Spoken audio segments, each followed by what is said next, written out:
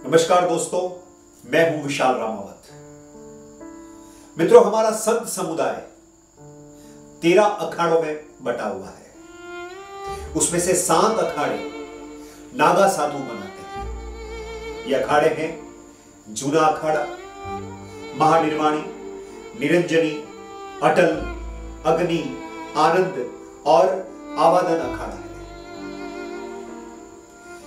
दोस्तों, नागा साधुओं की ट्रेनिंग किसी कमांडो से कम नहीं होती।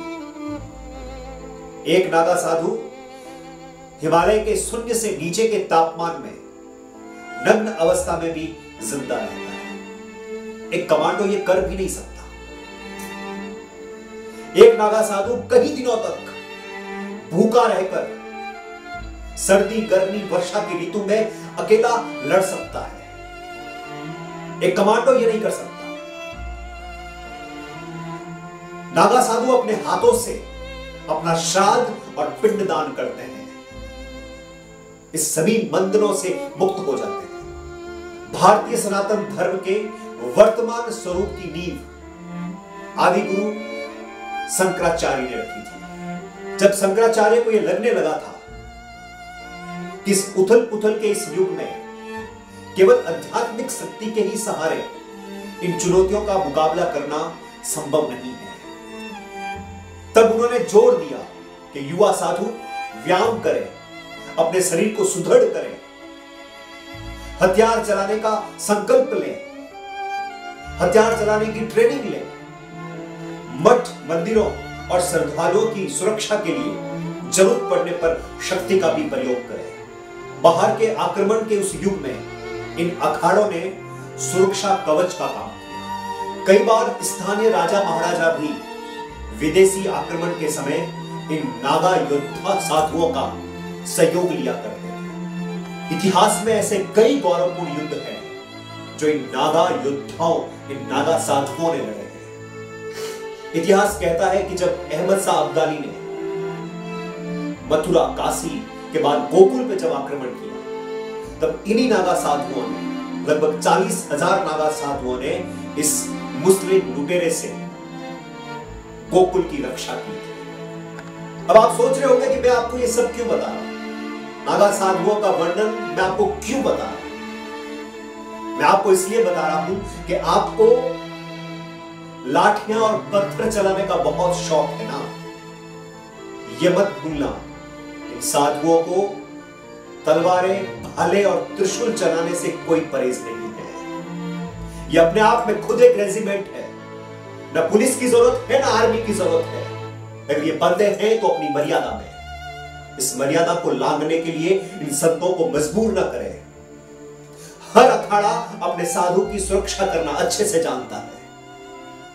एक शिष्य अपने गुरु के अंतिम दर्शन के लिए निकले, साधुओं को बेरहमी से मारा गया।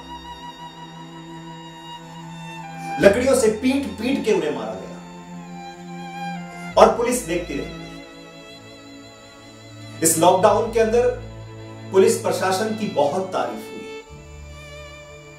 पूरे भारत ने उन्हें सलाखों पे बिठाया, लेकिन इस पालघर की घटना ने इस खाकी को वापस कटघरे में खड़ा कर दिया है। यह मत भूलना, आग लगी आकाश में, झरझर झरे अंगार, संत न होते जगत में, जल मरता। इस दुनिया की सबसे प्राचीन संस्कृति, इस दुनिया का सबसे पुराना धर्म हिंदू धर्म है। और इस हिंदू धर्म को मिटाने के लिए मुगलों ने, अंग्रेजों ने, बहुत से लोगों ने बहुत प्रयास किए। खुद को हिंदू कहने का गर्व जो महसूस करते हैं आप, इतने वर्षों पुरानी संस्कृति को बचाए रखा, इस धरोहर को संभाल के रखा और आप तक पहुंचाया इन संतों ने। अगर ये संत नहीं होते तो हिंदुआ संस्कृति का भारत में नामो निशान नहीं होता। सैकड़ों लोगों ने मिलकर हमारे संतों को बेरहमी से मार दिया। हालांकि अब वो शिव के दरबार त्र्यंबकेश्वर में उनकी समाधि दी गई है। क्रोध बहुत है, गुस्सा बहुत है। लेकिन अब सवाल ये आता है, प्रश्न ये आता है, तब हिंदू को क्या करना चाहिए? अगर खुद को आप हिंदू मानते हैं तो एक हिंदू को क्या करना चाहिए? इस देश में भगवा रंग से नफरत करने वाले बहुत लोग हैं। हिंदुस्तान में रहकर हिंदुओं को खत्म करने की साजिश करने वाले बहुत लोग हैं। अब हर हिंदू का फर्ज है कि ऐसे लोगों के बीच में डर का माहौल बनाना पड़ेगा, डराना पड़ेगा, उन्हें यह बताना पड़ेगा कि अगर हमारे संतों की तरफ आंख उठाकर भी देखा, अगर किसी भगवाधारी को थोड़ा भी परेशान किया, जीना मुश्किल कर देंगे। रामचरितमानस का यह संदेश तो आपको याद ही होगा।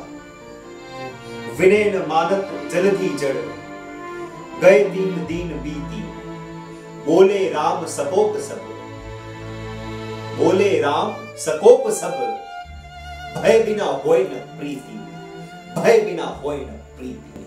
इस दुनिया के तमाम साधु संतों का सम्मान करना, उनकी हिफाजत करना हर हिंदू का फर्ज है। आए दिन जैन साधुओं को भी विहार करते हुए उन्हें लूट दिया जाता है, उनके साथ मारपीट की जाती है, साजिश के तहत ट्रकों से उन्हें उड़ा दिया जाता है। बस बहुत हुआ, अब रुक जाओ। मैं तमाम हिंदुओं से निवेदन करना चाहता हूं, अब संगठित होकर ईंट का जवाब पत्थर से देना होगा। तमाम हिंदुओं से मेरा निवेदन है कि एक होइए और अपने संत समुदाय की रक्षा के लिए, उनकी सुरक्षा के लिए, उनकी हिफाजत के लिए, हर भेखधारी भगवान को बचाने के लिए हर हिंदू को अपने घर से निकलना होगा। संगठित होकर साधु संतों की सुरक्षा करना यही आखिरी रास्ता है। जय हिंद।